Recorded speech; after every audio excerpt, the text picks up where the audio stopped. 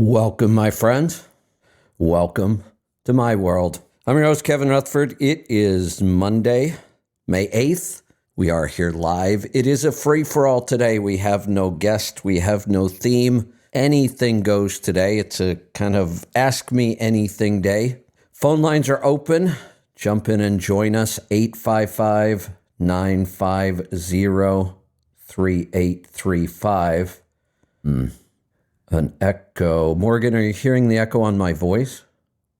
Checking. We seem to have an echo somewhere. I don't see anything on my end, audio-wise. We're still working through different setups and testing things. All right, maybe I know what happened. Hold on one second. Yep. Thanks, Morgan. I wouldn't have figured that out. Again, it's the Bluetooth on the phone that keeps grabbing the signal. So thank you for that. All right. That should sound a little better now. Shouldn't sound like I'm in the bathroom anymore. Jump in and join us. Phone lines are open, 855-950-3835. I have a bunch of stuff I could talk about, but I'd rather see what's on your mind today. I'll give you a garden update while we're waiting for calls to come in. Then I'll give you some updates on what we've got going on this week. Well, I'll start with that. Wednesday, big day on Destination Health. So, we've worked with a lot of functional medicine doctors, practitioners, chiropractors. We are functional medicine nutritionists. But there's one area that I've really wanted to bring somebody in on, and Lisa did an awesome job and found somebody. She is I don't know how we should describe her. I'll go look at her titles. She is we'll call her a functional dentist right now, although she's not a dentist. I believe she's a nurse, though. She might be a registered nurse. I know she has a medical background, but just like we've seen natural practitioners that aren't doctors really help people get healthy far better than doctors. That's kind of how I feel about her with dental work. She has done an amazing job of figuring out what we really need to do for our dental health. And she's got a whole line of products and techniques and really incredible stuff. Lisa and I have been using it for a while now, quite a while, with great results. It really makes sense. So we will be talking about that on Wednesday and releasing an entire new line of very natural, healthy dental products. Everything from toothbrushes to tongue scrapers to tooth powders to gum oils. Really cool stuff. Even some red light therapy for our mouth. Interesting stuff. All right, what else? So I've talked about this quite a bit. It's being talked about a lot everywhere else, but we are going to be talking about this topic for a long time, and it is going to affect every aspect of our life. What I'm talking about is AI. Here's what I would tell you if you know somebody who is worried about their job right now, either because of the economy, there's a lot of layoffs right now and things are slowing down, or maybe they're worried they could lose their job to AI. Here's what I see happening. AI is, for one, it's going to be very confusing. It's hard to get our head around what this really is. People have gone and played around with ChatGPT, and it's fun, but ChatGPT and these AI type generators, I'm also going to start playing around with Google Bard, I think it's called. If I can get in on that, there's a wait list on that one. I've played around with some image generators, some music generators that are AI driven. The thing to know here is that there's going to be there's power in these systems, but it requires you to know how to use it. Now, anybody could go in and start talking to it and ask it questions. You're going to get you might get some accurate results. You're going to get some goofy results.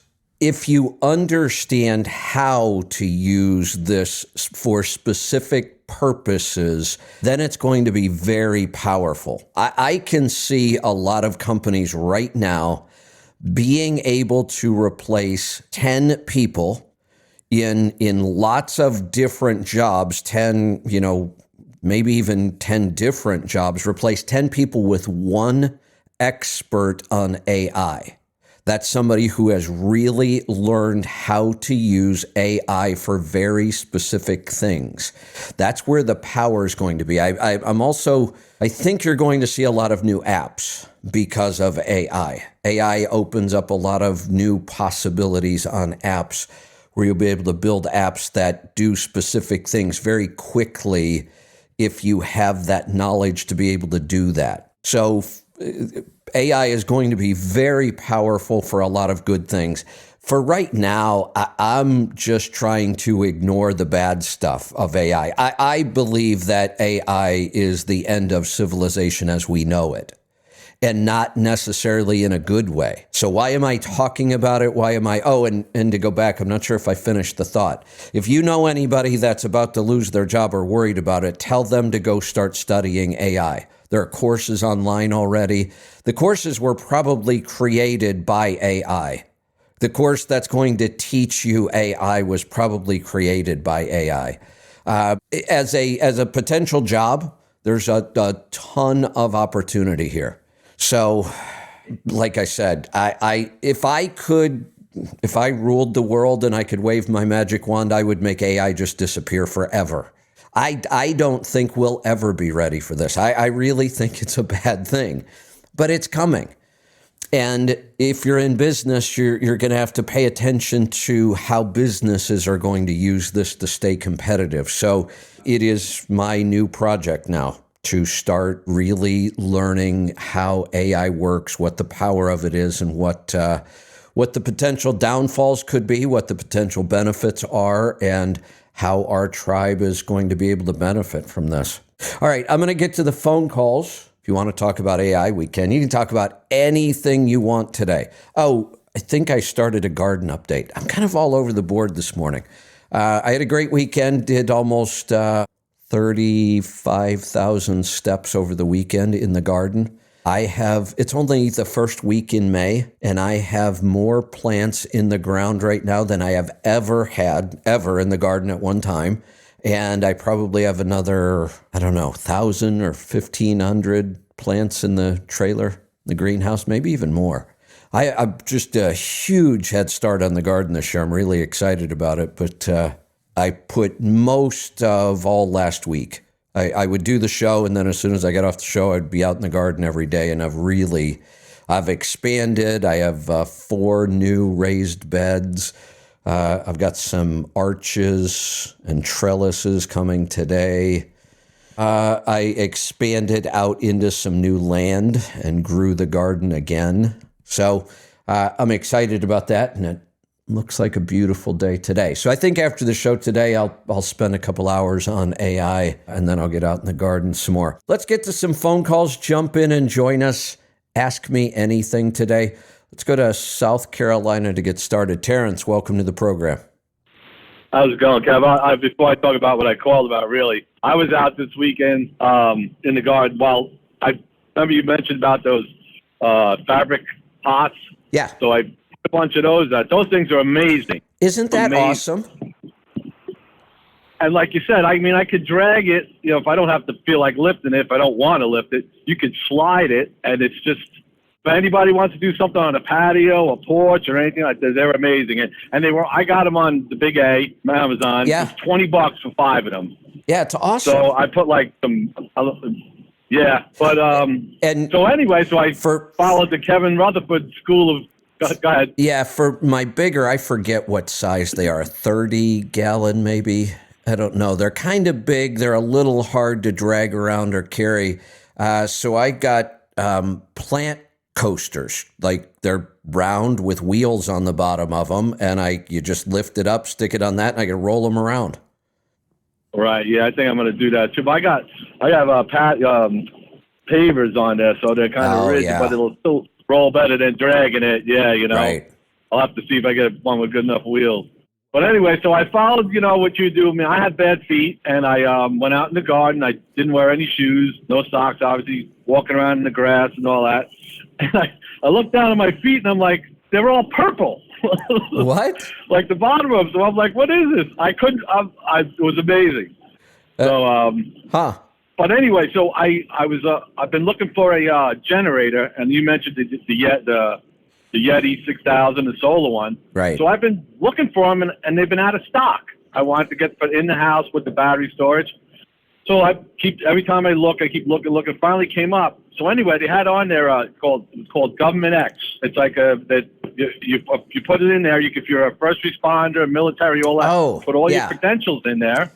It's GovX. $1,975. Your GovX, yeah. No way. I paid $1,970. Yes, Kevin. Really? When I first looked at the Yeti, that Yeti thing, I wanted the 10,040 or 400 hour one. So I bought the bigger one, and it was at that time it was like 10,000, almost 11,000 for everything. So they have the breaker panel, right? But I couldn't get it. I went on there this time, and it was about the same, maybe like $100 less for some reason, which was cool. And then I put that in. My fiance's an ER nurse, so we put all her credentials in. They sent us an email with a code. Popped the code in. It dropped it. Like I said, 19. Wow. 1,700. Yep. That's incredible. Anybody out there that has somebody like that, use it. So I want everyone to be able to reap that benefit because I was shocked. Yeah, that's awesome. So that's all I got. I'll let someone else get in there. So use it. GovX, I think. Yeah, right? I think I've seen commercials. I think that's what you might be talking about. I think it was govx.com. Yep, and it's actually like if you go on Yeti, on the Goal Zero, it has it. It offers it to you, to apply it. So, and have all different things. You can shop different places use it. Yeah, I'm looking at it right now. Yeah, I think I'm going to sign up. I've seen it, and I kept meaning to go check it out, and I just didn't get around to it, so I'm glad. So here are it asks you, what's your background? U.S. military family, law enforcement, fire, medical services, government employee, or education. Yep. Wow. And you just we took a picture of a badge, a picture of a driver's license, and that was it. I don't think they asked for our income. No, just a picture of a badge and a driver's license, and they were able to verify that she worked there. And neat, amazing. Yeah, my guess is I'm doing it right now. My guess is at some point, since I'm doing military, it's just going to ask me for my DD 214. Right. Yeah. I don't know. I never. Like I said, it wasn't hard at all. You just you upload a picture, then you just put it in there and send it to them, and they send you an email confirming it, and that's it. Very cool. Well, thank you for bringing this up. You're welcome, man. All right. Absolutely, man. We got people that serve the country, man, they deserve it. It's awesome. They really do. So yeah, great stuff. Take advantage Thanks for of that. All right, take care. All right, phone lines are open.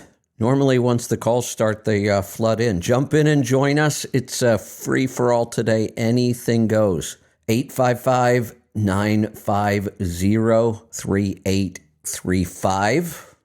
So I had a bunch of trucking topics. I'm just not sure if I want to get into them right now. A couple of them I want to work on. Most of it is not good news. Some of it is. If you remembered for about the last almost a year now, actually a little more than that, every time somebody called and said they were buying a truck, I told them to wait. If they could possibly wait. If you look at the prices now, holy cow. Some of the prices I'm looking at are down, I'll bet 40%.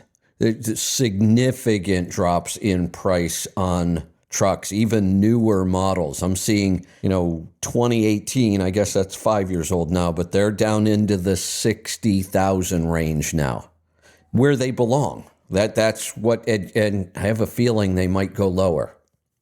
The rates I've been following, and the outbound tender rejections, and the capacity index. The capacity is finally starting to drop, and that's what we need, but I don't think it's dropping anywhere near fast enough right now. So we'll keep an eye on it, but I'm seeing, it's kind of interesting. If we look back in history, OOIDA, by far the largest and most popular of the owner-operator groups that have existed. There have been a bunch of others, kind of OOIDA lookalikes. There are a couple out there that are pretty decent. NAIT still around. They're not too bad when it comes to an association. I just drew a blank on National Association of Small Trucking, NASTC. That's the one. NASTC is a good one. OOIDA came out of the original fuel crisis in the 70s. That's when OOIDA got started and grew obviously big. I don't know. Last time I checked, and this several years ago, there were 170 some thousand. I have no idea what they are today. But they started because of kind of a crisis, really tough times in the industry. There are a couple of new groups starting right now. I can never remember too many acronyms, and let me go see if I can find those. There's one I've kind of been following a little on Twitter. I've had some discussions with them. I can't find the name of their group right now. They are really, really pushing hard for the broker transparency issue right now and broker fraud. We really, really need to separate those two, in my opinion. Those are two totally different issues. Broker fraud, what we're talking about really is true double brokering, not co-brokering, true double brokering, which is illegal and hurts everybody in the industry. I absolutely agree we need to do something about double brokering. And part of the problem, the load boards need to do a lot to fix it on their end. That's where a lot of it's going to have to come from. But the idea of broker transparency, I'm not at all in favor of. And yet those two seem to be talked about a lot as though they are one and the same, and they're really not. So I'll keep you updated on that. I don't know if something's wrong with our phones. We actually have no calls coming in, and that's really odd. Somebody call me just to prove that our phones work, or actually call with a question or something you want to talk about. I've got lots of directions I could go, but I don't really want to get started on them because some of these topics were shows I'm working on for the rest of the week. I really thought that today, lately, Mondays have just been swamped with calls, so I didn't prepare a whole lot for today. And I am holding true to taking a break. Oh, good, calls are coming in. There we go. Phone lines are working just fine. You guys were just sitting back listening. So jump in and join us. It is a free-for-all. I have been pretty strict about really, really minimizing the news. I'm taking a break from the news. There's always a lot going on. It's always frustrating. So it just means sometimes I may not have as much prepared for the show. I did not read or watch really any news all weekend at all. I had no idea what was going on. I saw this morning there's another big mass shooting in Texas somewhere. It really, the same old stuff. You take time off from the news, you come back, it looks just like it did anyway. Let's get to the phone calls because they are coming in hot and heavy here. We're going to get started north of the border. Ron, welcome. Morning. Just wanted to let you know your phone is working. It is. Thank you. Wanted to know, when do I need to put a cure if I'm smoking meats, making my own meat sticks? When do you need to put in what? Like a meat cure. I don't know. There aren't many food questions that I say that to. I've never made meat sticks. I don't know that process at all. I should learn it though, because I don't know why I don't make my own. I make my own jerky, but not meat sticks. Okay, years ago I bought a Cabela's, looks like a caulking gun, but it's for making your own meat. Yeah, I should. I never got around to using it, and I've got a smoker now. So I've got it's on my list somewhere with all my lists of I want to take up sausage making, and this would kind of go along with that. There's some similarities, and some of the equipment's the same. That is on my list of my next kind of food project that I want to tackle. I want to make sausage and beef sticks. So maybe this summer I'll do that. And then I asked a question on a Thursday before a 4-day long weekend. So it's kind of my fault I didn't get a reply, but a little bit of white showing, like I canned my own brisket. Okay. There's just a little bit of white above the fat layer, and I just didn't know if that was mold but. So I have never seen mold in a sealed jar, ever. So okay. I kind of doubt that it's mold. If that jar is sealed, I've never seen mold ever on meat canning. Okay. Is there a reason why we don't say I will water bath canning anymore? I will say, yeah, we'll talk about that in a second. I will say this, a lot of stuff that I can, especially like ground meat, because the texture on the top, you get that white, funky looking layer, but that is just the fat. It's just because I think of the way it settles. Ground meat does it more than anything, but I think I understand what you're talking about, and I've seen that before too. I'm opening it up, and I'm like, oh my God, that's mold, and it's absolutely not. Okay. Now, why do we not say water bath canning? In the United States, if you do any kind of research at all, the FDA, the food safety, any of that stuff from the government, or even from the canning industry, they will tell you that it's not safe to water bath can meat. We're the only country in the world that believes that. Everybody else in the world water bath cans meat. The only reason I don't, because I bought the pressure canner and I'm glad I have it. It's just that keeping that temperature going for 3 hours. I mean, if you're going to water bath meat, it's 3 hours. To pressure can, it's 75 minutes in pints. So it's less than half the time. Now, you do have a little bit more time in a pressure canner getting it up to temp, but I don't have to be there while that's happening and then letting it cool down. But again, I don't have to be there. I can be doing other things.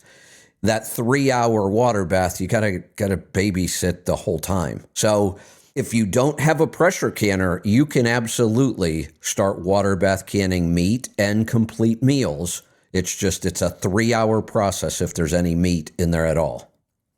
Yeah, I know. I just wanted to make sure nothing changed because we used to be said quite a bit. Yeah, water bath is traditionally for, high acid foods are really, really safe in water bath. Tomato sauces, things like that, or jellies with high sugar. Those are also really safe. But at meat, if you go, do a search here in the U.S., they will swear that you can't water bath can that stuff. Yeah, no, I've been doing it ever since the show brought it up to light, and good. It works great for camping, in the truck, for at work, for all kinds of situations. I swear it's a game changer. We eat so much meat out of a jar now, it's incredible. I mean, I have developed recipes just for the stuff that I can, the meat, because it's so convenient. Yeah, I have to start doing more, start doing some meals. All I do is just straight meats. Yeah, meals are good. Soups, stews, chilies, stuff like that. Awesome. Do it ahead of time. You control the ingredients. You control the recipe. Let's go to Arizona. Brandy, welcome to the program. Thank you, Kevin. Sometimes when you want to call back on the same topic, I feel like I'm at a carnival. Here's your $1. I want to try again. I think I can win this time. Okay, got it. Yeah, so I sent you an email regarding what we talked about on Thursday. I get the feeling that you didn't hear it right, and I don't know if you've received it. And I want to, so if you have, or if you haven't, I want to say Why? Why Okay. won't this work? Okay. Because if you say it one way, then you didn't hear me of what I believed was my idea. Got it. Okay. You went off into a direction that seemed to suggest that management change that would change everything. That wasn't the idea, and that's why I'm sort of calling back to reiterate. Start over, and we'll try it again. Okay. All right. So my idea. So the email I sent you has 2 pictures of J.R. Keller's posters that were posted in the driver's room. They're just information. If you're sitting in a couch, you're watching TV, it's like, what's on the wall? Let me take a look at it. So my idea is the picture of like your website, the app. It has a picture of you and it has, some of the subjects. What if you had a picture of yourself, a picture of Lauren, and the list of the things that you help with the Destination House? This will draw people's attention to you. Okay, so let me hold on. Let me stop you there before you get too excited and too wound up. And I think I'm going to go right where I went before, and I have experience. So you're trying to tweak the technique. Well, what if we did this picture or that poster? What I'm saying, I don't want to work with fleets. So let's start with that. Forget all the techniques, the pictures, the posters, whatever it might say or do or be. Forget that for a second. I don't want to work with fleets. Now, where do we go? I understand that. Okay. But this is a grassroots thing. This is not something I'm going to go to the boss. But you're not understanding me, because I've done this before and I know how frustrating it is. I know you have. That's what I'm telling you. I'm not willing to do it again. It was a colossal waste of time. Yes, I am. How can I not? But you're not. No, you wouldn't be involved. The only part you're actually going to be involved in this idea is making a poster. No, it isn't. Driver that actually wants to invest in. Look, here's how this happens. I tried this. Okay, I'm going to answer you why. The driver walks in, says, hey, you got to talk to this guy because he's amazing. Look what he did for me. I have to talk to it. The fleet will not do it. They will want to contact me. That's how it's going to work. And even if it's 1 out of 5 that want to contact me, that's too much of a hassle for me right now. It's way too much time out of my day. I do not want to deal with these people. Couldn't the driver that wants to invest basically asked about, I'd like to hang this poster up. Brandy, you don't have to agree with it or not. It's just basically advertisement. Again. Well, wait a minute. The fleet has to agree with it. They're not going to put something up that they don't agree with. Why would they? Why would they hang something in their workplace that they don't support? Well, stop there. Even if that doesn't matter. I'm going to have to spend way too much time with the drivers on this idea. I don't have time for that right now. It's not how I work. I don't work well with, I don't play well with others. Most of my work that I do, about 95% of it is me and me alone. And then I hand it off to the team and they take it and I'm usually not involved anymore. I am telling you, your idea would create way too much phone time with the person and the fleet. I don't think so. Well, you're wrong. The reason why, and I have the experience to prove you're wrong. I've done it already. I've tried this. I know you have, but you went through mechanic. I think your angle is health, and the reason why I even say that is because my boss asked me, "Who are you? What do they offer?" So that's an inquiry. So if they're inquiring, I don't want their inquiry. I don't want to work with them. That's my point. I know I can get inquiries. I know I can get them. I don't want them. How are you going to expand your business? Fleets aren't the only place that get outreach without grassroots. Well, I can do grassroots all day long on social media. That's grassroots. I don't need a fleet to get to a driver. What about the drivers? That's how I get to the drivers. What about the drivers that listen to you that are passionate, or your testimonials of the drivers that have been helped by you? Spread it all you want. Don't call me for a poster, though. Well, how about business cards? It's like something that we can basically give out. Brandy, I agree. Hold on. I agreed to that with you. I said we'll put together stuff that you can hand to individual drivers. I don't want it going to fleets. Yeah. Because I don't want the fleets calling me. So yes, we will. We're gonna. We've got ideas for stickers and maybe even large size graphics that somebody could put on the back of their trailer.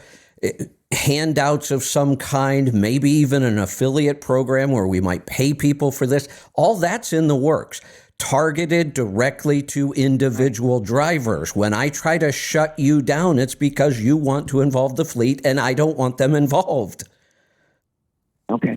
So it's sort of inspired because of that meeting that we had, that the way the questions and the false information that was given out to basically get people's eyes and minds on the Destination Health Show program. But when you say, I listen to commercials too about people who are trying to lose weight and it takes weeks and months, for a few pounds. And here you see hundreds of pounds and great testimonials as if only they knew of what was available to them. And that's why I'm so passionate about it, because well, there's two things. There's two things. Hold on. Absolutely. But there's two parts here. You said if only they knew. That's not enough. They have to believe. That's the hard part. But and the reason listening is believing. Correct. If you listen long enough. And that's not easy. So yeah, we need to get their ears here so they can hear it. But just knowing this is not enough, because look at all the diets over the last 5 decades that have all failed. And that pattern is so clear to people. People are just fed up, no pun intended, with being told what to eat.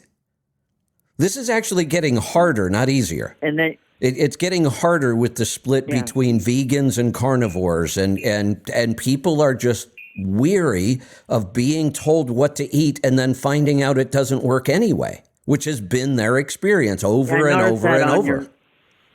On your show Wednesday that you had called for keto callers, but I think a lot of your drivers are probably going carnivore. I've been trying to dabble in it, and it's like I like it. So I'm really kind of settling on somebody else that on what we would. Here's another one though. I hate making up new words all the time. But sometimes we need to. I'm really thinking the diet that I eat would be better described as ketovore. It's not carnivore because I don't eat just meat. Carnivore would mean only eating animal products, and I don't. I eat other foods. I don't eat lean protein. I tend to eat fatty protein. So I eat the way I eat to be in ketosis. So it is a ketogenic diet, and it's nutrient dense, and it's mostly animal based. So what do we call that? And again, I hate making up new words all the time, but I think we need a term, and ketovore is the one I've heard that probably comes the closest. Yeah. And then, just trying to find your app in the app store and making sure you get the right one and making sure you do all that. That's kind of why I thought all that information being available in one place, even when you're not there. But okay. That's called a website. Let's see. What was? Yeah. Well, but to get the app on your phone so you can listen to your show. That was my idea. So once they start to listen to your show, then they start to get the idea of why I'm so passionate about it. But I appreciate the support. I appreciate the ideas. I do, but I will push back twice as hard when it comes to the fleets. Now, at some point, this could always change. There may come a time where I say, look, we've kind of tapped out social media. I don't have a lot of big projects that I'm working on. Maybe I'll dabble in the fleet thing, or maybe not. I don't know, but it's a possibility in the future, but I understand how much work and time it would be, and I don't want to deal with that right now. So if I did it, you wouldn't appreciate it? As long as you don't involve... If the fleet calls me, I'm going to tell them, Brandy's got a handle on this, deal with her, and I'm going to hang up on them. Okay. You can do whatever you want. If they call me, I may hang up on them. Right. Well, I want your approval. I don't necessarily want to go behind your back. You're not going behind my back. Listen Okay. to what I just said. You can do this. If they call Yeah, I me did. and I hang up on them, that might reflect on you. So I'm just warning you. Right. Okay. All right. That's it. Okay. Other than the I- AI thing, they built an Amazon plant, and they were going to hire 1,400 employees, and they told it was all going to be computer. So the city was sort of duped. Oh, yeah. I didn't even think about that because business, I'm very familiar with that here in our small town. Actually, I just had a long conversation yesterday. I was on city council at one point, and I gave it up because it was so frustrating because the town itself has no money. So you can't do anything. It made me crazy because Right. a meeting every 2 weeks, and we did nothing the whole time I was in office. So I just total waste of time. What we also have here in town, though, is we have a port commission. So the original town of Cascade Locks was a lock to get around the rapids in the Columbia River. Well, when they dammed it and flooded the rapids, the lock here in Cascade was no longer necessary. But the town was founded as a port on the river. So our port commission, which is kind of a pseudo-government agency, owns most of the property in the town. They've got a building for sale right now for $6.5 million. Nope. So yesterday I was just asked if I you're would consider being a port commissioner. And I might, I don't know. If you're interested in the information of that story, it's Scott County. They built this really large Amazon plant. They were going to put 1,400 employees, and then they reneged on when they were going to open, and then they said opening it up next year, but the building is empty, and I think they're just basically setting up robots inside. So it's crazy to me, again, how powerful AI can be, not the everyday uses that you're going to see people use it for. Most people are going to use, they're already doing it. You can see the pattern. They're using this like they used Google or a search engine, which is fine. It's a really, really powerful search engine. But for people with specialized knowledge already, the amount of work that this saves. So a programmer, for example, like I know absolutely nothing about coding, even though I wrote the original version of Profit Gauges, programmed it myself. I used a database program to do it. So I didn't do any coding. I was able to build an application, but I didn't have to code it. I didn't have to write the code myself. But I'm really doing a deep dive into AI. I was able to create a web page with a VAT calculator, a value added tax calculator. And I did it. The page is designed, the calculator is functioning, and it works correctly in about 3 minutes. There's 3 different kinds of coding needed to create a web page like that. You have to know how to code HTML, you have to know how to code CSS for the style, and you have to know how to code JavaScript for the calculator. And I know none of that. And I was able to create a page in about 3 minutes. And it worked. Foreign language, I don't know what you're talking about. That's the thing. Okay. I barely know what I'm talking about when it comes to creating a web page. That's why Aaron, is a business partner, because I knew we needed somebody that was very strong in programming and web, and that's why Aaron's a partner. That's why he's an owner. So I know almost nothing about that stuff, but what I'm learning is how to use ChatGPT or these AI models. And when you learn how to use them, that's when they become really powerful. And like I say, companies will be replacing 10 to 15 people with one person who's really good at AI. I agree. And being good at AI is something that's going to be a long process. Like you get in, you learn what it's capable of now, and it's capable of more things every single day. So it's hard to get your head around, and I think that's all I need. That's what most people, like I said, they're going to use this like a search engine. And you know what? It's a really powerful search engine, but there's so much more power behind it, and it's just hard to get your head around that. Let's go to Detroit. Robert, welcome to the program. Hold on.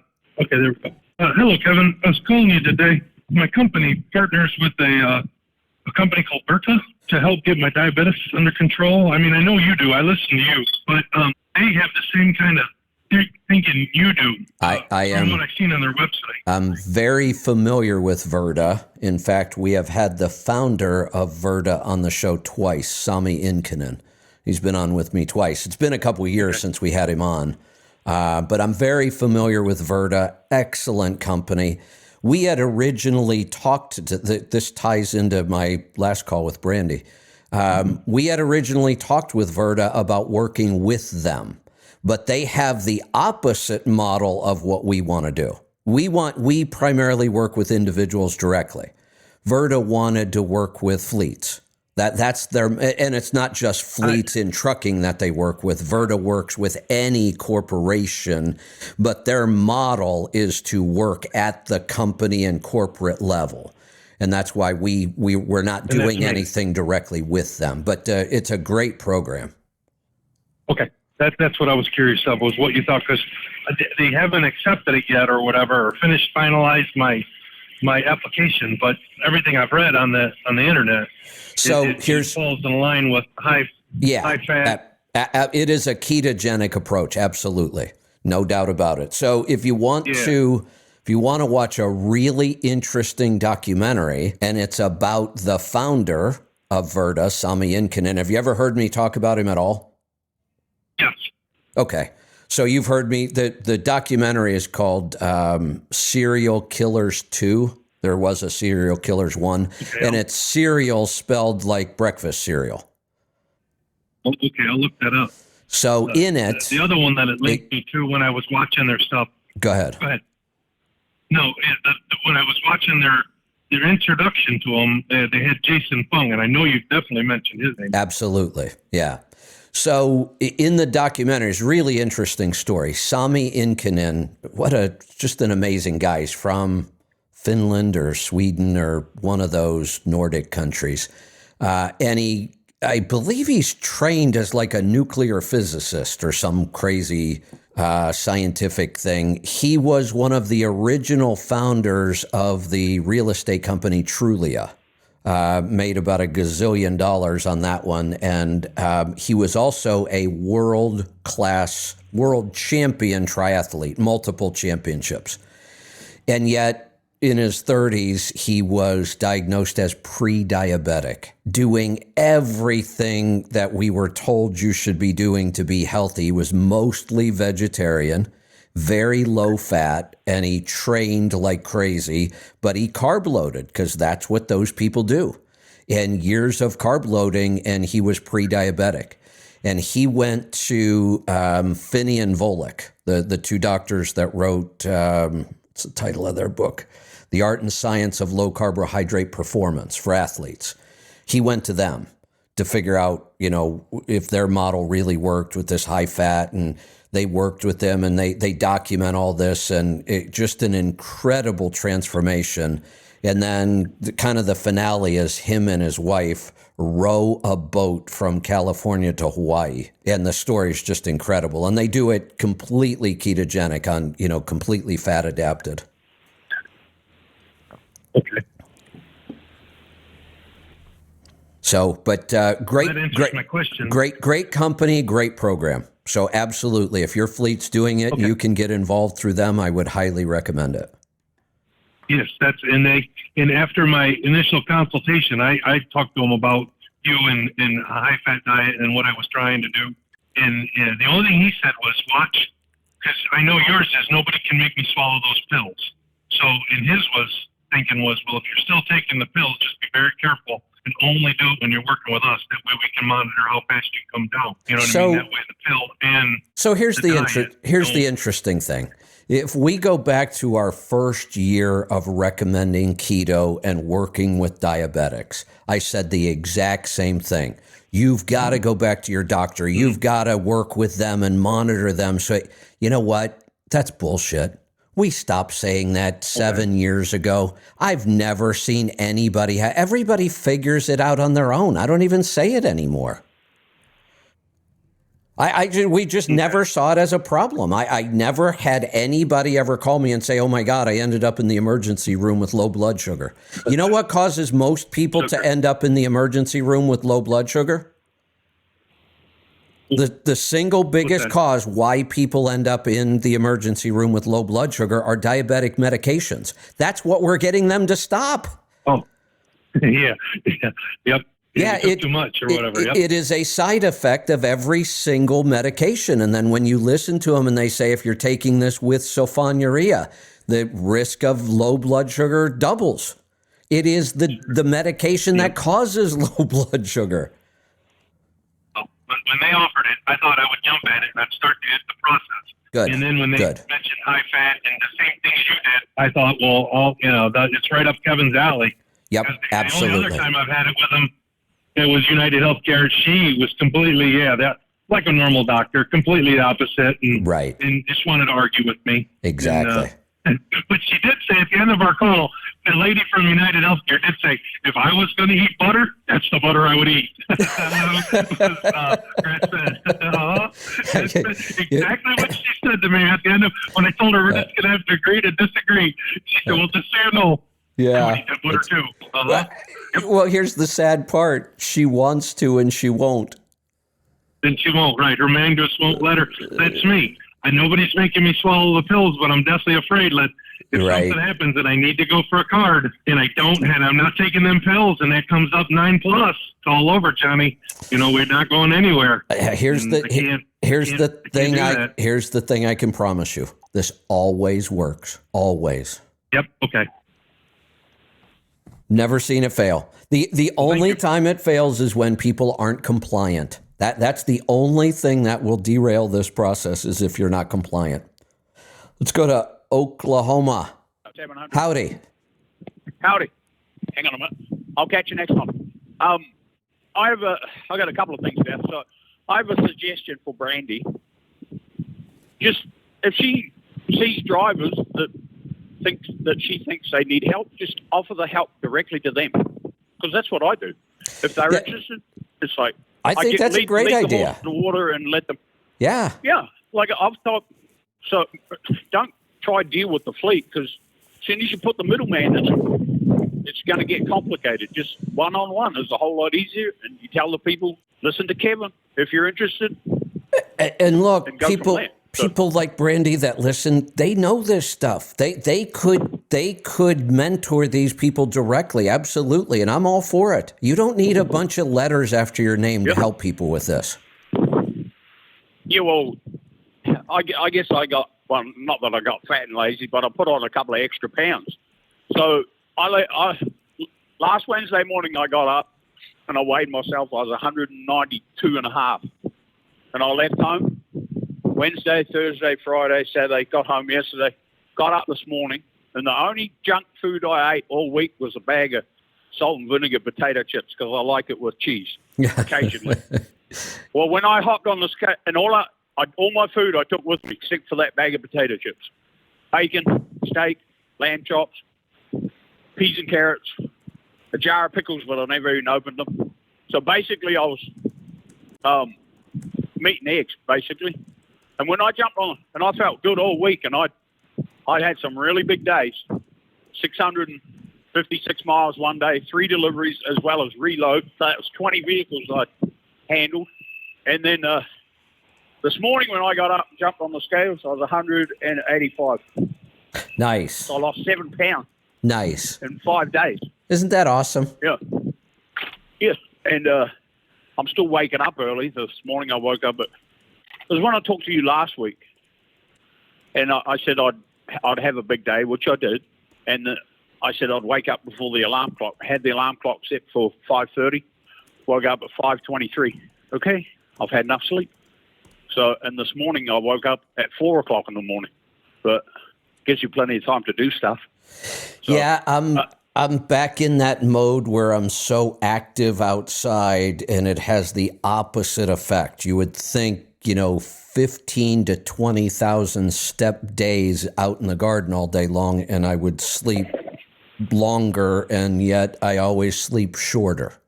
I end up needing less sleep when I'm this active. It's really bizarre. So I guess that's what's happening to me. I don't know. So they finally released this Dodge Hornet that everybody's talking about. So, but they've been sitting at the port for about 3 months. So then they gave me, I got 3 loads where I made out like a bandit because they had it rated wrong.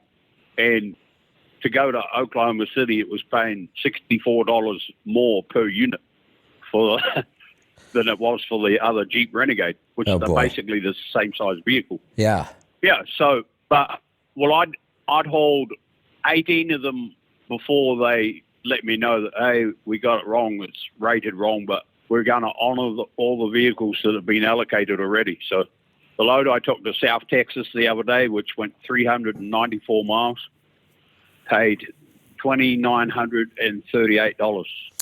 Hey, have you heard $7.45 a mile? Have you heard? I talked about it one day and then I kind of forgot about it. I've got to go back and figure it all out. There was that railroad deal, the Canadian rail line, and they're going to be moving parts right through the middle of the United States from Mexico to Canada and into the United States. Yeah. And is that going to have a big impact on you?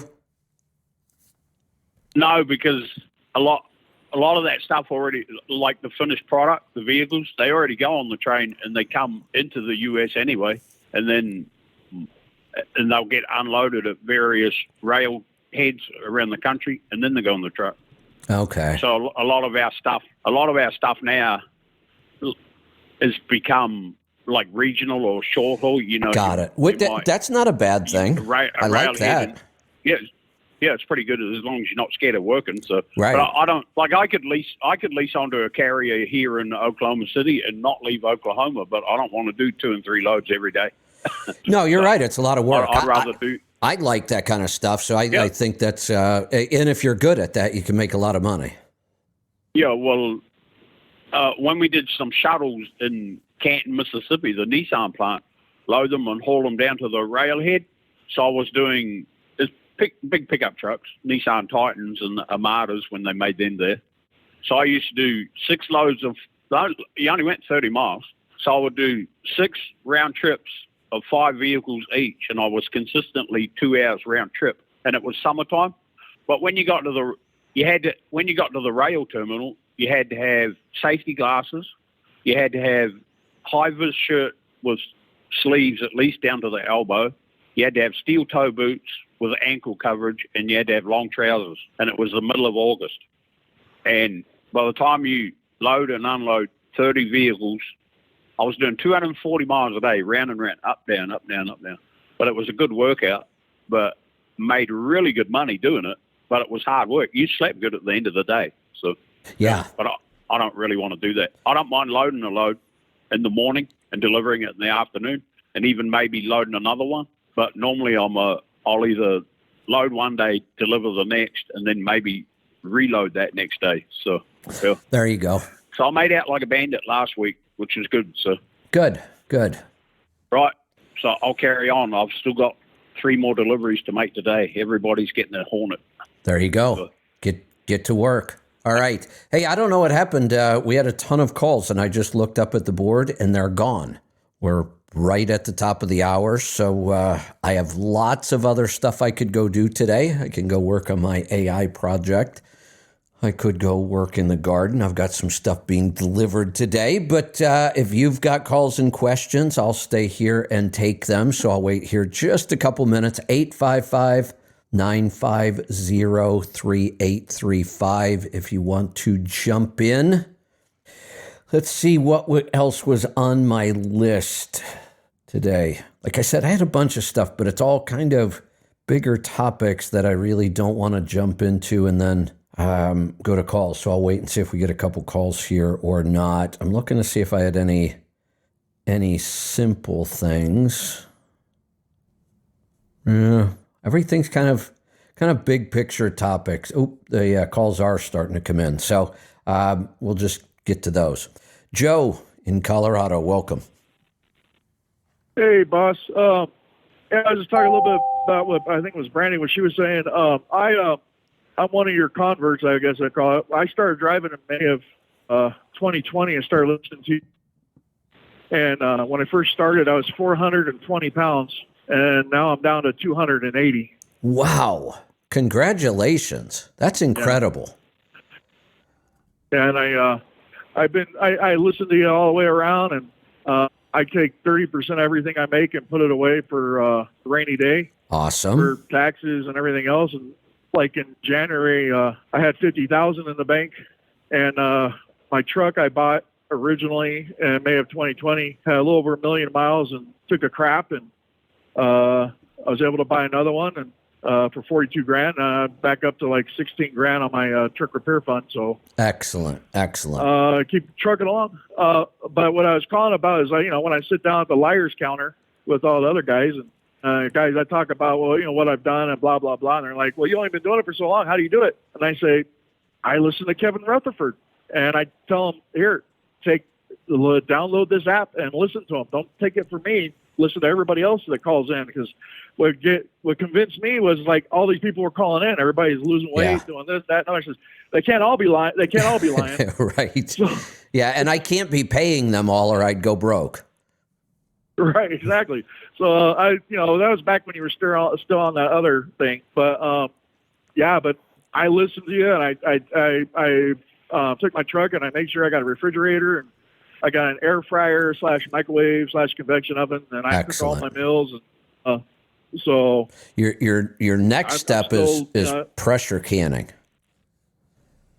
I'm too lazy to do that. No, you're not. No, you're not. Nobody that lost as much weight as you have lost could describe themselves as lazy. Seriously.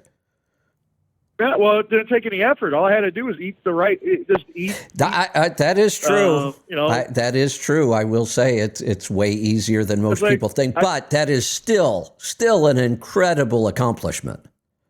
I mean, it's like if I crave some ice cream, man, I'd eat a rack of ribs, and if I was still hungry, I'd eat another rack. Yeah, there you go. There you go. I have, but my latest snack, I don't know why. I started doing this thing where I just cook a whole bunch of protein on sheet pans in the oven because it's so easy.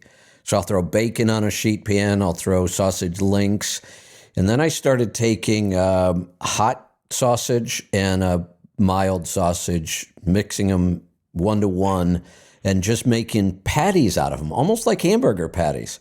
And then I throw those in the oven on sheet trays and then stick them in the refrigerator. Most of the time I just eat them cold. I walk by, that's like a snack for me now. Well, what I've been doing is I've been making these pickle cheeseburger wraps.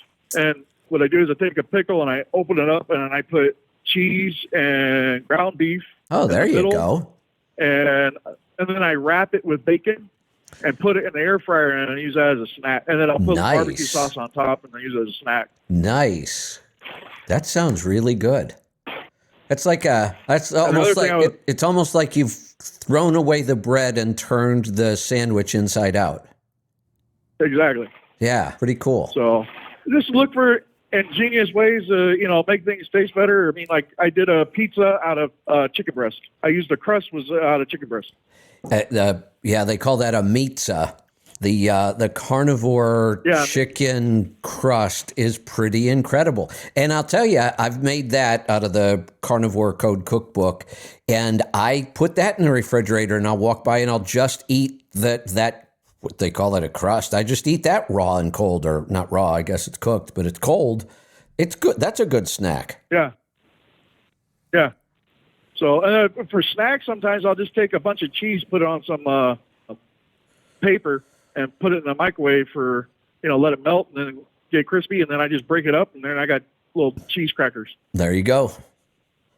Good stuff. So it's not hard. Like I said, the diet's not hard. It's not a diet. It's just eating. It's just making sure you eat the right stuff. It is. I know. It's so simple, and that's why. Oh, gotta cut you loose. Calls are starting to pile up on me. The most frustrating thing is trying to convince people how well it works and how easy it is. Let's go to Detroit. Keith, welcome to the program. Hey, Kevin. You were talking last Tuesday on the Power Hour with a guy. For some reason, I'm getting a bad reverb here, but I can fix that. Sorry. Go ahead. He's trying to go. He was trying to spend more time at home. It was I think it was your last call on Tuesday. He's got young kids. He's got his own authority. Yeah, I recall. Another option for him is look for distribution centers. And I don't know where he lives, obviously, but distribution centers, they use people with their own authority, and it's direct freight. It's home every night. Just kind of thinking. Are you talking about a specific distribution center or just in general? Well, I work at a Menards distribution center up here in Michigan, so I just haul out of Saginaw, Michigan every day, a couple loads a day. Yeah, the reason I ask that distribution centers. Not all distribution centers, not all companies that use distribution centers would use independent contractors, but some do. You're right. Absolutely, yes. It was just another thought, actually, just to give the guy something to think about, something to look into. Absolutely. Another option. I was talking about Menards for sure because I do that, but I didn't know. I haven't looked into other distribution centers, see if the other ones do. I know Walmart has their own. But I think they use somebody for overflow too. So yeah, it's a mixed bag. Some use them, some don't. Some use some. It's all over the board. But you're right. It's another option to be looking at. Yeah. Actually, that was all I called for. But you were just talking to a guy about a cookbook, a keto cookbook or something like that. And what was that called? Where you made your pizza crust out of chicken. Oh, shredded chicken. That sounds really amazing. Yeah, it's the Carnivore Code, which was the book by Dr. Paul Saladino, the Carnivore Code. Then he wrote the Carnivore Code cookbook. Okay. I got to pick that up then. I think that's right. Sometimes I get my authors and doctors and books mixed up, but I think I've got that one right. All right, we'll keep moving here. We're going to head off to North Carolina. Danny, welcome to the program. Let me hit the right button. Danny, go ahead. Hello. Yeah, just a couple of quick things here. I hadn't really called in a while. This Cascadia, the 2011, it'll sit and idle at 600 RPMs or so, no problem. If air conditioner. If you kick it up to 800 or 900 RPMs, after about 30 minutes, 20 minutes, check engine shutdown light come on and it'll shut it off. I don't get any codes because I can read the codes. And I can't figure it out, and I haven't taken it to plug it in anywhere. You ever hear something like that? That doesn't make any. The fluids are fine. I've checked everything. It's not overheating. Everything. The levels are full. No, I haven't. This would be a much better call for tomorrow with Leroy. Yeah, because I've posted up on a different. Because some of the codes I get is for certain sensors where it says voltage below normal, and he said that was just a lot of checking wiring and crap like that, which I know on these trucks it's not as easy as an older truck unless they got a way they know how to. I don't know if there's plugs to where they can unplug it and check the resistance from one end to the other, but all right, two quick things here, or actually three. Still doing my nursery, still doing over $3 a mile from the time I leave home till the time I get back home. Excellent. Weekends off, so I'm not complaining. And flatbedding, I'm still seeing some decent loads. They're not $4 and $5, but I see stuff that's still up close to $3 a mile. So I know dry van and reefer sucks, but I got a friend that pilot car driver. Met him several years ago on an oversized load I was doing, and he was a heavy guy, like 450, walked with a cane. He got to asking me, how I kept in shape, and he's been to the house, and he's seen how we, been doing. I told him, the different groups. He joined Destination Health Tribe, one of them there a couple of years ago. And I told him about Dr. Berry and Dr. Wilson and all the others. I said, the best thing is to follow what, listen to them. And he called me, and this took a little bit of time, obviously, but he was down to, what did he say, 350 or so. I said, how does it feel? I mean, that must be walking 100 pounds. He said, it felt pretty good, but he's at a stall. And I told him about you, call in, see, because I don't really know what to tell him when you hit a stall. I said there could be some other issues. Right. But I guess he has. I haven't heard him call in, and he hasn't told me. I got to keep busting him, keep getting him to call in. But I was kind of shocked and kind of, it was kind of nice. I didn't really, I just told him, I said, go read these books or listen to these doctors. And yeah, he got down 100 pounds. Excellent. He wants to go another 100, get about 250. Yeah, if he's at a stall, tell him. Be a good, because he's a, Tell him to call us. We know everything that causes a stall, and we can get him started again. Yeah. Last thing, I've been making my own macadamia nut butter. Okay. What I do is just grind it up into a butter, obviously, and I add pink Himalayan sea salt and a little bit of brain octane. Okay. And then I get it all blended into like a peanut butter consistency or nut butter. Yeah. And then I'll take some Lily's dark chocolate, the little chocolate chips, and I'll put a little bit in there, not a lot, just to break them up, get a nice chocolatey taste to it. And I take 4-ounce packages, 2 at a time, because I got a small processor. And I take that here in the truck and, bulletproof coffee for breakfast. Oh, yeah. I get a little hungry in the middle of the day, and I don't have time to fix anything there. A couple spoonfuls of that. Oh, that stuff is so good. Oh, it sounds like it. Yeah. Yeah, and making your own like that's awesome. So, yeah, I mean, it's still a little pricey. I didn't it is. I actually ordered from your store the those Fat Bomb packets, the little, man, you got to knead that stuff, and you still end up with making a mess with it because the oil still drips out and it's all over the place. And I got to be an easier way. Yeah, if you're doing your own, that's excellent. I've always said I keep nut butter and a beef stick, and for me, that's like a meal. A nut butter and a beef stick, I'm good for 4 hours easy. Oh, yeah. But away for another week. Hopefully, it's slowing down, so I'm going to have to get back under my flatbed here a couple of weeks. But I did good the past 2 months here with this nursery. Good. Been averaging some good money, and that's the name of the game. So there you go. All right, keep us informed. Let's head off to Arkansas. Scott, welcome to the program. Hey, Kevin. Just got a couple of things. I was wondering what your thoughts are on how long these low rates can last and what would trigger it improving. And another thing was, did you ever do that walk on the coals thing? Seems like you said you did that walk on the coals thing in Hawaii. I did it twice. So my first experience walking on hot coals, both times were at Anthony Robbins events.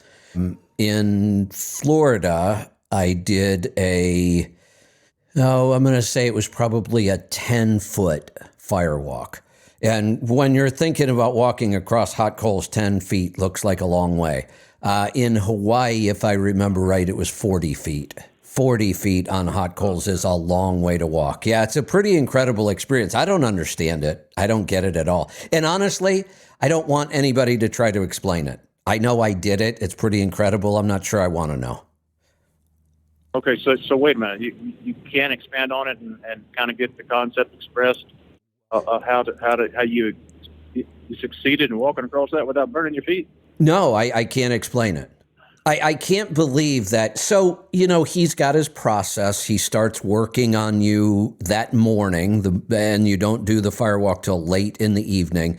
And when I'm talking late, in Hawaii, I think we were still out there at 2 o'clock in the morning. In Florida, I think we were probably 10 or 11 o'clock at night when we were doing it. So all day long, he kind of talks you through it. The saying that he uses to this day is cool moss. So you just keep repeating to yourself, I'm walking on cool moss. And he talks you through this stuff all day long. And then you get there and you stand in front of it and you look at it and you say, cool moss, cool moss. But I don't get it. How does that stop me from getting burned? And some people did get burned, right? Oh, some people do get burnt. It's not many at his events. There have been other people who have tried to copy him and have sent lots of people to emergency rooms. And that's another thing. I don't get it. I don't know that I did anything special. I just followed the directions, and it doesn't seem like that could be enough to change whether or not I get burnt. So it doesn't make sense to me. I can't explain it. Maybe it's something about having to go now to actually take that step. But I don't know if you heard the story. A couple weeks later, I'm at home and I'm grilling, and I was grilling in my bare feet because I'm almost always in bare feet. And I stepped on a tiny little piece of a coal that had popped out, and I'm hopping around the backyard screaming like a little girl because it hurt so bad. I do remember that story now. So how does that make any sense? That's crazy. These coals. So here's the process. In Hawaii, there's like 1,000 people that were doing this. So in the morning, they had multiple lanes. I'm thinking there was probably 10 lanes. Next to each lane is 40 feet of wood, probably piled 4 feet high. And just like thrown into a pile, all the length of the path, like 40 feet in a big pile. And then they light it on fire in the morning, and you watch this stuff burn down all day long. And they do it next to the lane because they keep refreshing those coals. There's somebody there in the lanes shoveling new hot coals onto where you're going to walk. And you've been watching these giant bonfires burn all day. It's a pretty incredible experience. Well, look, since you've explained all the actual physical setup, what inspired you to do it? I think that might be similar thoughts to what I think about sometimes. But what drove you?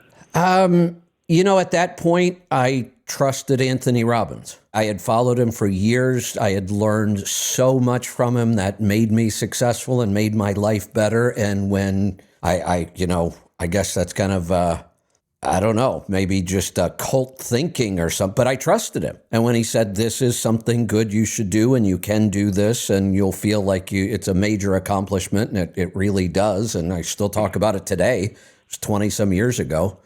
I trusted him, and I'm glad I did.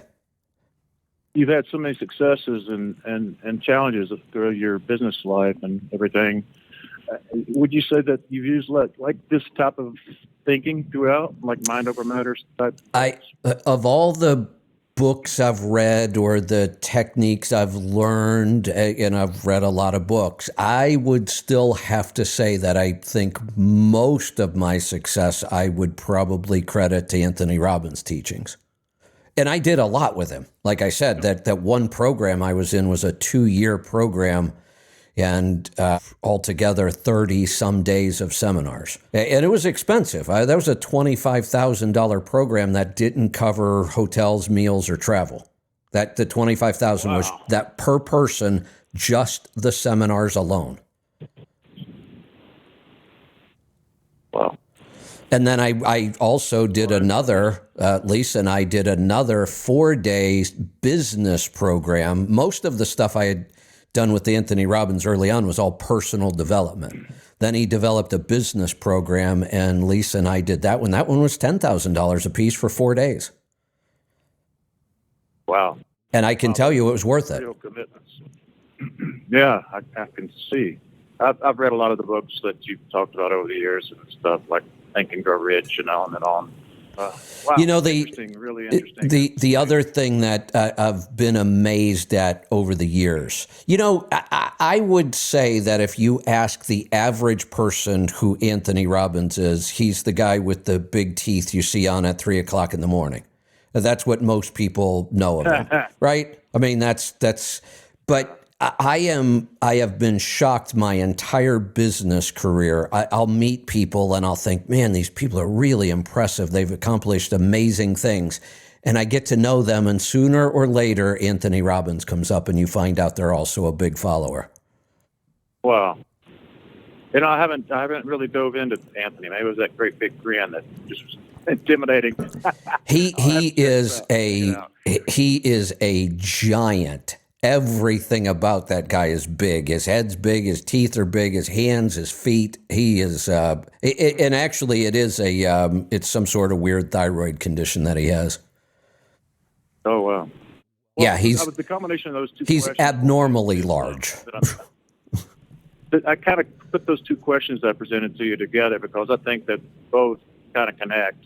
I've been doing well with these low rates. I'm with Landstar, and I've adapted. I went from automotive parts last year to be able to get more home time. I've got a sort of a triangle thing with regular agents that I do.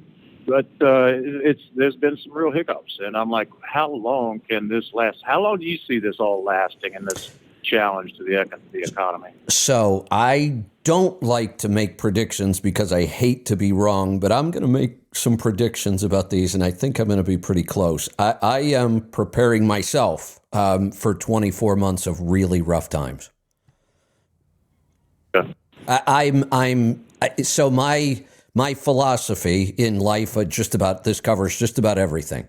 Prepare for the worst first, then hope and try to make everything the best, but always be prepared for the worst. So that's the way I approach this. And I'm approaching this one is that it could be 24 months and it will be the worst economy I've seen. Okay. That's kind of where I'm at too. All right, sir. Thank you so much for your insights. You're welcome. Thanks for the call. Let's go to I almost dropped that call instead of picking it up. Alberta. Ben, welcome to the program. Good morning, Kevin. How's it going? Going good. I guess we're looking at an oil sample here. Yeah.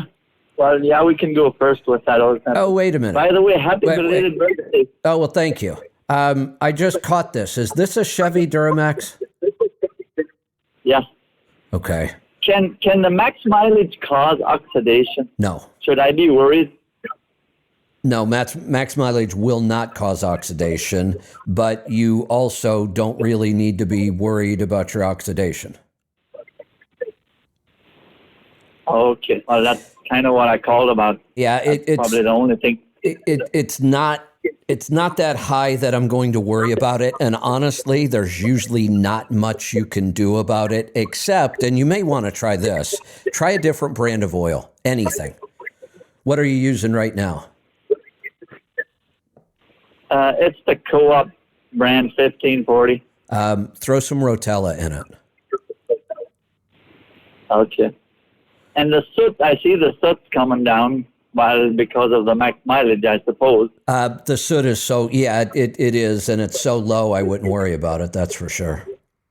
Silicone is at 5. The first one was at 10. Well, there was a new air filter in it, and the first oil sample, so I suppose air filters filter better when they get older. They do. When you first put a new paper air filter in, that's when it is the least effective. It will allow more dirt through right then than any other time.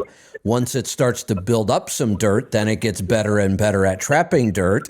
But at some point, it starts to restrict airflow, and then that's when we change it.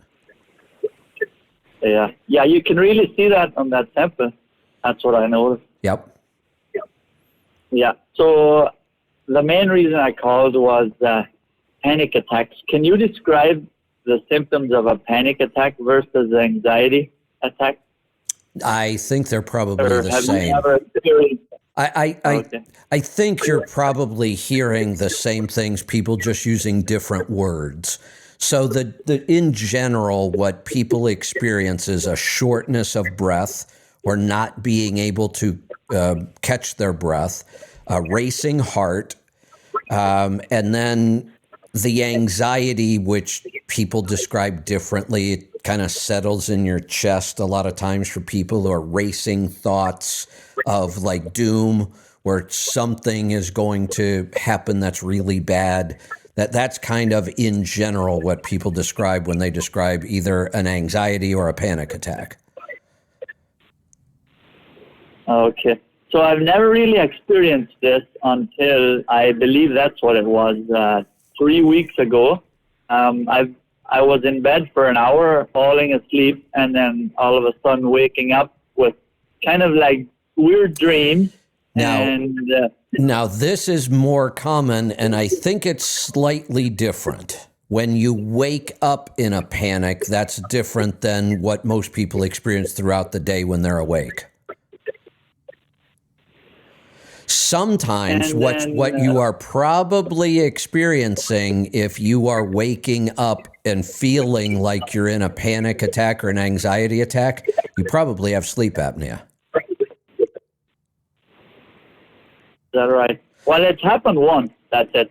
Yeah, and I've been eating keto carnivore for about a year and a half. I'll tell you I'm not sure why it happens now. When it can happen to me is if I'm really, really tired and I fall asleep laying on my back. And that's not a good position for me to sleep in. I sleep much better on my side and my stomach. And if I'm really tired and I fall asleep on my back, I will stop breathing and wake up in that panic mode. Oh, is that right, eh? Yep. Why now, though? Like, I'm kind I don't know. Confused. Well, maybe I do know. There are supplements that eating this way, I've never had this until I started eating this way. I had one on the air. I don't know if you remember that. My heart was racing on the air. Got up to like 120 beats a minute standing here, and my resting heart rate is in the 40s. So my heart rate tripled. And I didn't know why. I actually took a week off the first time it happened. And it turns out what was happening was I was getting too many B vitamins. I was biohacking a bunch of supplements, and I didn't realize how much B12 I was taking. And too much B12 can deplete lithium, and lithium can really mess with your mental health. Right. Yeah, see, and the reason I know it was a panic attack is I couldn't figure out what was going on. I thought, you actually thought you were dying, it's a weird feeling. Most people that suffer from panic attacks, it happens because of their racing mind. They're worriers. They think too much. I knew that wasn't the case for me. That's why it was so odd. I'm very good at controlling my thoughts, either through meditation or honestly, I just don't get bothered by most things. I'm not a worrier. I'm the exact opposite. I don't worry about anything. So I knew something different was happening with me than what most people experience. And then that's how we did the research and found out it was the lithium and the B12. Okay. And then my wife actually told me it's a panic attack once she figured out. And then I actually started puking, and then she said, just tell yourself, come on, anxiety. You can't die from a panic attack. That's how I came over it, because I told myself, you can never die from a panic attack. And that's how I came over it. That's good advice. It lasted about an hour. And yeah, it's pretty scary. I was just going to get your thoughts on it, but now I kind of know how to deal with it once it came on once. So anybody listening that know you will never die from a panic attack. That's a good thing to know once if you do get it. Yes, that is a good way to look at it. Yeah. It feels very scary, but it's not dangerous. Right, it's nothing. So on another note, people that want to get prepared, I think the best way is investing in resources to supply your family with food, like, say, property and stuff like that, and be self-sufficient. I think that's one of the best ways you can prepare yourself for this that's coming.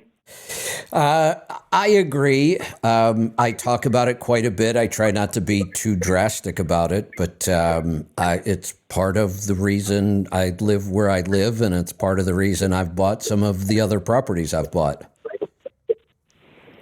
Yeah.